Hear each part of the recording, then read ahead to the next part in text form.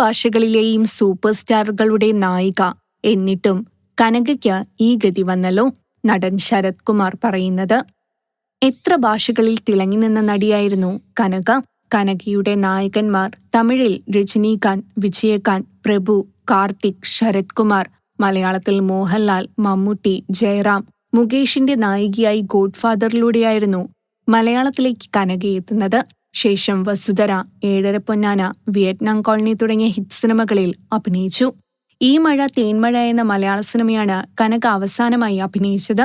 സിനിമയിൽ നിന്ന് വർഷങ്ങളായി വിട്ടുനിൽക്കുകയാണ് കനക.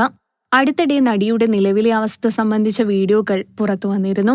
എന്നാൽ അതിന് പിന്നാലെ തനിക്ക് ഇനിയും അഭിനയിക്കാൻ താല്പര്യമുണ്ടെന്ന് പറഞ്ഞ കനക ഒരു വീഡിയോ ചെയ്തു.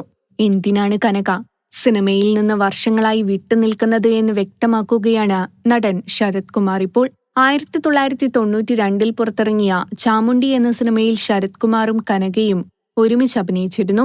ഒരു അഭിമുഖത്തിൽ കനകയെക്കുറിച്ചുള്ള ചോദ്യത്തിന് ശരത് കുമാർ മറുപടി നൽകി. മറ്റൊരു നടിയോടും താരതമ്യപ്പെടുത്താനാവാത്ത വിധം തന്റെ അഭിനയ ജീവിതത്തിൽ കഠിനാധ്വാനിയായിരുന്നു കനക. സിനിമകളോടുള്ള കനകയുടെ സ്നേഹം അപാരമായിരുന്നു. പക്ഷേ ജീവിതത്തിൽ സംഭവിച്ച ചില നിരാശകളും പശ്ചാത്താപങ്ങളും അവളുടെ മനസ്സിൽ മായാത്ത മുറിവായി. ഇത് വളർന്ന് സമ്മർദ്ദവും പിന്നെ വിഷാദവുമായപ്പോഴാണ് അവർ മെല്ലെ മെല്ലെ സിനിമ വിട്ടത്. സിനിമാ മേഖലയിലുള്ള പലരും ഇത്തരം സമ്മർദ്ദം അനുഭവിക്കുന്നുണ്ട്. അതുകൊണ്ടാണ് സിനിമാ മേഖലയിൽ എത്തുന്നവർക്ക് ഈ മേഖലയെക്കുറിച്ച് ശരിയായ ഉപദേശം നൽകണമെന്ന് ഞാൻ പലതവണ പറയുന്നത് എന്നും ശരത് കുമാർ വ്യക്തമാക്കി. Film coat.